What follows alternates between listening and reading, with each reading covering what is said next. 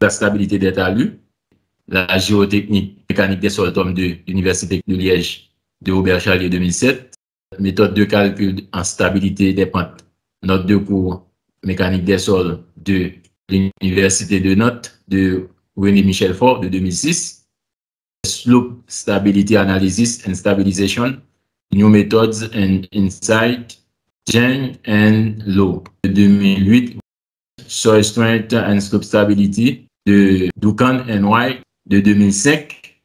Et également, j'ai un ouvrage en ligne, études pluridisciplinaires de la stabilité des pentes. C'est un ouvrage que j'ai écrit sur la stabilité des pentes que vous pouvez consulter en ligne. On peut le trouver sur Amazon. C'est études pluridisciplinaires de la stabilité des pentes. Nous allons voir la méthode de Fellenius 1927. On fait les hypothèses suivantes. Donc, on suppose une surface de glissement circulaire et on décompose le talus en tranches. Maintenant, on va regarder une tranche pour analyser les forces sur cette tranche-là. Deuxième hypothèse. On néglige les forces intertranches et on respecte seulement l'équilibre des moments.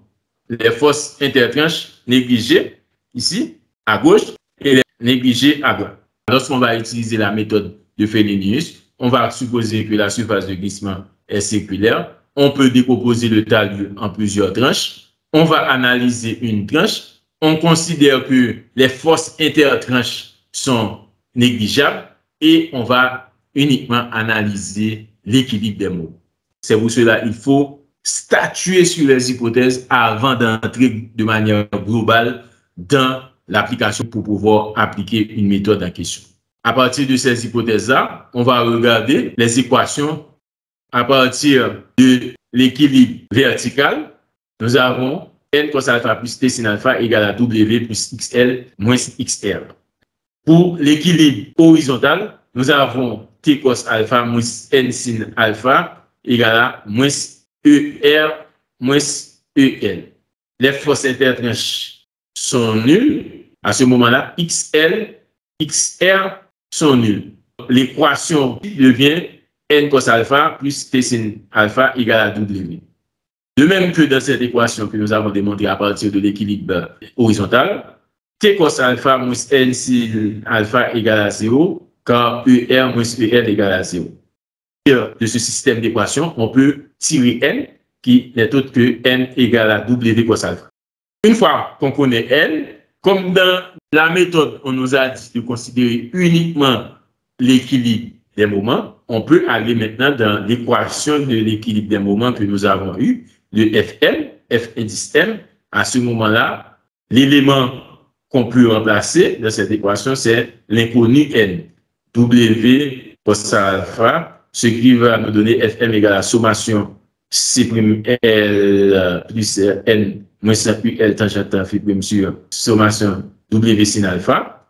Maintenant, on remplace n par sa valeur, ce qui nous donne F indice M égale à la sommation de C'L plus W cos alpha moins UL par tangente phi', le tout sur sommation de W sin alpha. Maintenant, si on remplace W, qui est le poids, par gamma HB, avec B égale à L cos alpha, nous allons trouver F indice M égale à sommation de C'L plus gamma H cos carré alpha moins U, le tout par L, par tangente phi', le tout sur sommation W sin alpha. Donc, voici l'équation du facteur de sécurité dû à l'équilibre des moments prouvé à partir de la méthode de Fellenius avec les hypothèses considérées qu'on doit faire pour cette méthode. Donc, Fm égale à sommation C'L plus gamma H cos carré alpha moins U de tout par L tangente phi', tout ceci sur sommation de W sin alpha. Cette équation qui représente le facteur de sécurité à partir de la méthode de Fellenius nous donne un facteur de sécurité moins précis que les autres méthodes des tranches. Et ce facteur de sécurité peut même amener à des valeurs négatives pour les contraintes effectives sur la surface de glissement.